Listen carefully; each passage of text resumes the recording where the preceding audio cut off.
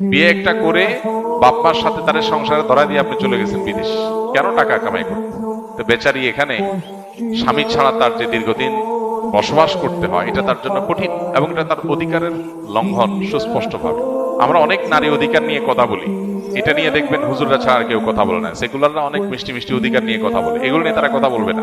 কিন্তু ফিকহের আম উসুল বা একেবারে মৌলিক যে নীতিমালা আছে সেটার আলোকে যে কোনো আলেমী আপনাকে বলবে 4 মাসে বেশি স্ত্রী থেকে দূরে থাকতে হলে, স্ত্রী যদি বলেন ঠিক আছে আমাদের সংসারের উন্নতির জন্য আপনি কষ্ট করে বিদেশে থাকবেন, আমি সহ্য করব, সবর করব, থাকতে পারেন। কিন্তু 15-20 বছর হয়ে যাবে, এরপরেও আপনি আসবেন না, হ্যাঁ, আপনার টাকার চাহিদার কোনো শেষ হবে না, আসছি আসছি করে ঘুরাবেন, এটা অনুচিত।